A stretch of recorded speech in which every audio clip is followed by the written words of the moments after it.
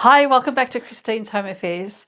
Today's project is going to take you less time to sew up than it will to sit back with a coffee and watch this video.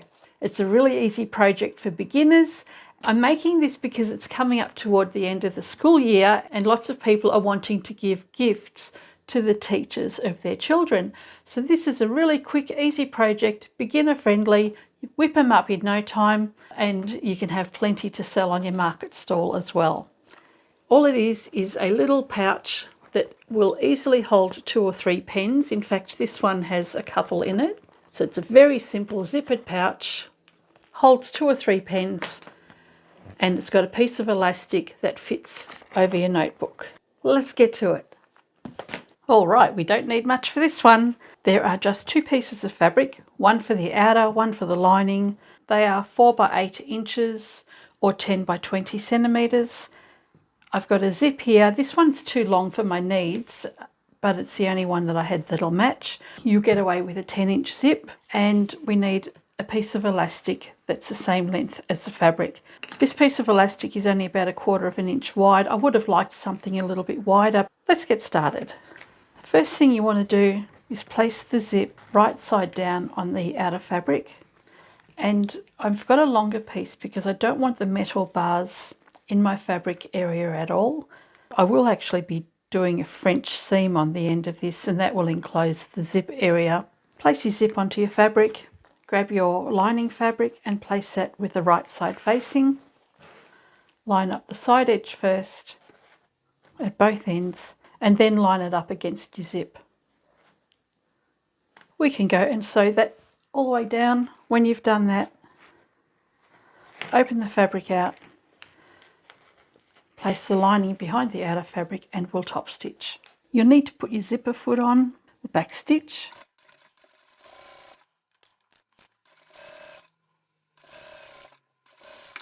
Open out your fabric, press that away from the zip.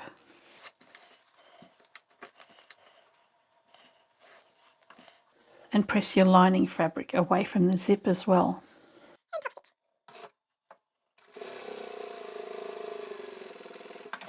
Alright, that's one side done. Close your zip. And we want to line up this side of your zipper tape over on this side of the fabric. I'm going to make a mark just along here, which is in line with the edge of the fabric.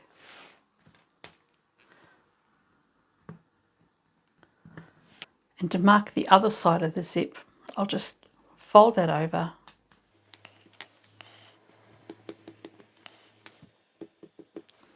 and mark that there as well. Open up the zip, separate the lining and the outer, and then we're going to take this side of the zipper tape and place it face down onto this side of the fabric. So place that right side down. That chalk mark I've made will line up with the edge of my fabric,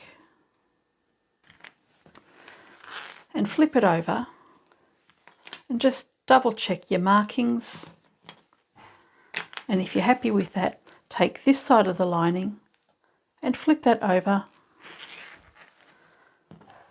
and place that over the top of your zipper tape, matching up the side edges of your fabric.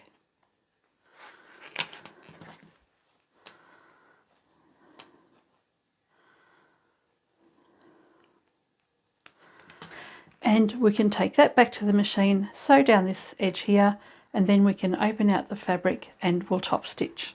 And we'll do exactly the same as we did earlier.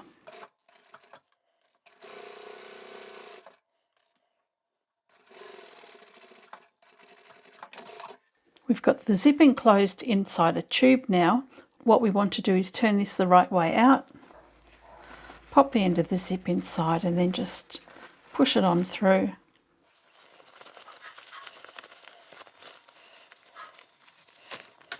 And this is why we have a longer zip.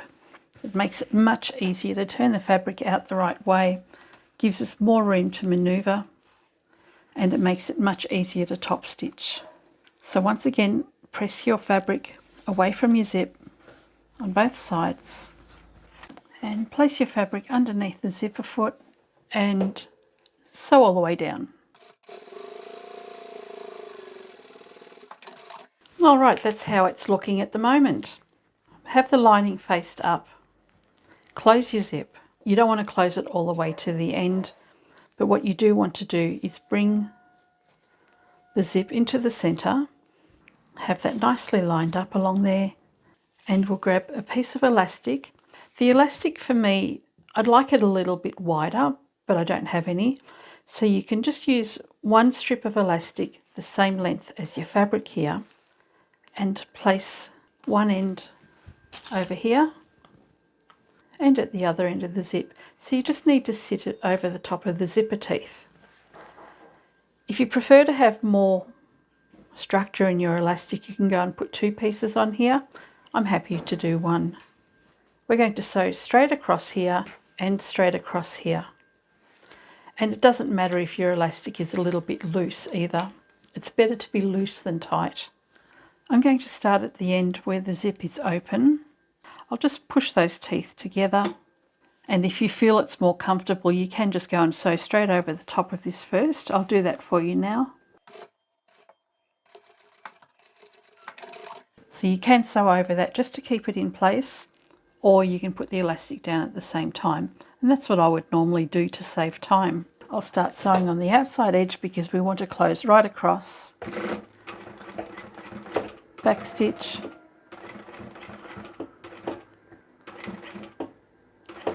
I'll sew a couple of times over the zip and the elastic and sew to the end. And that's all we need to do for that end, and on this end we'll do exactly the same. So my elastic is a little bit longer, and that won't matter at all. In fact, I might even make that a little bit loose as I sew it in place.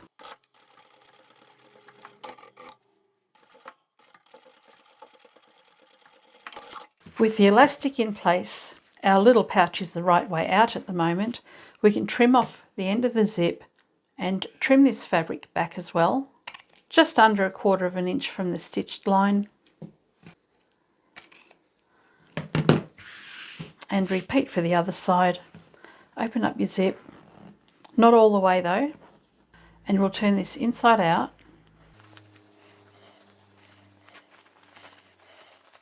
And poke out the corners.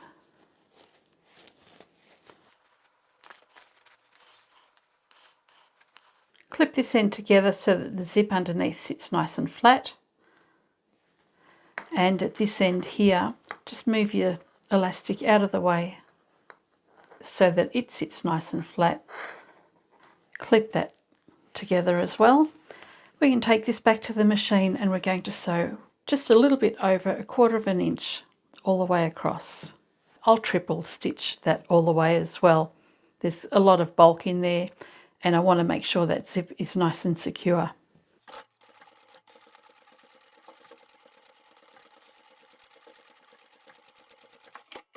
So I will just hold the zipper teeth together at this end here. I'll start in the centre as well, that way I can keep this section closed. Then I'll go back to the beginning.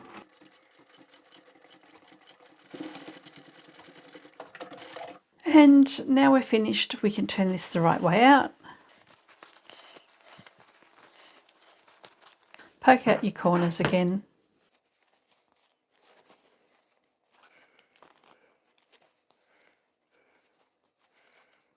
Put the elastic to the back.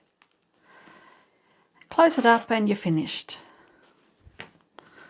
Grab yourself a notebook, take the elastic and just slide that over the cover.